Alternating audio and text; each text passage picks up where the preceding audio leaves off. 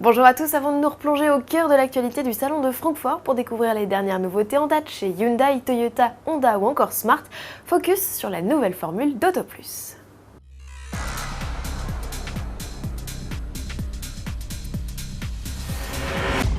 Auto Plus fête en ce mois de septembre ses 25 ans, impossible de passer à côté d'un tel événement. En attendant la sortie en kiosque du numéro anniversaire, nous vous proposons ce 16 septembre de découvrir la nouvelle formule de votre journal automobile préféré.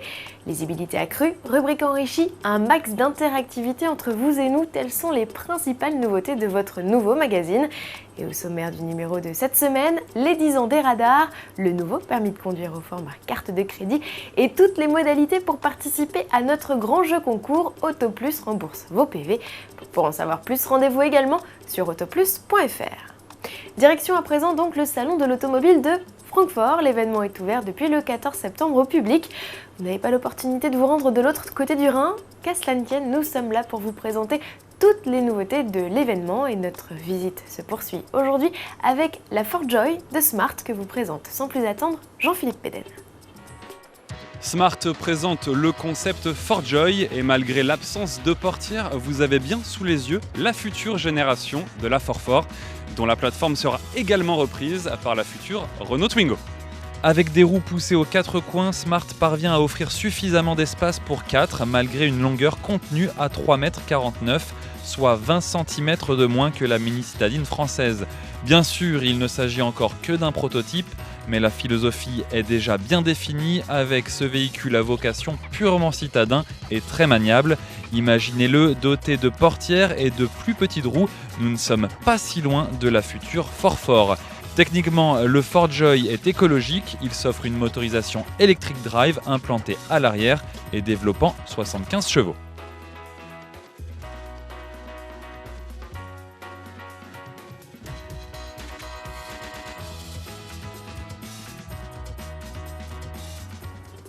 Sous les traits de ce concept se cachent également les grandes lignes de la Forzo, mais patience, la puce ne devrait être présentée que l'an prochain. En parlant de puce, voici la Hyundai i10 de deuxième génération. La mini citadine coréenne opte pour un style plus sportif et dynamique en phase avec les dernières productions de la marque, notamment la i20.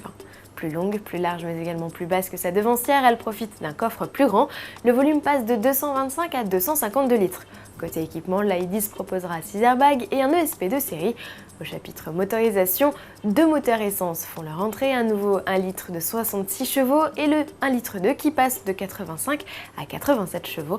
La i10 est attendue en concession début 2014. Pas de date d'arrivée annoncée en revanche pour la Yaris Hybrid R, le concept complètement décalé du stand de Toyota. Et vous allez tout de suite comprendre pourquoi avec les explications de Maël Pilvin.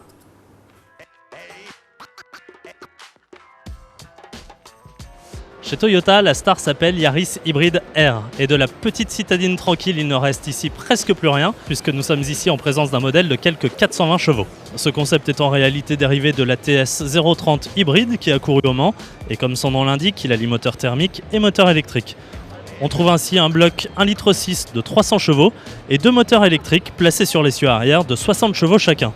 Et encore heureux que la Yaris Hybrid R soit une transmission intégrale, car grâce à un supercondensateur stockant l'énergie du freinage par exemple, elle peut recevoir un boost de puissance de 40 à 120 chevaux sur simple pression d'un bouton. Esthétiquement, elle affiche un look à la hauteur de l'Armada qui se cache sous la carrosserie. Malheureusement, elle ne restera qu'à l'état de concept et ne rejoindra sans doute jamais la série.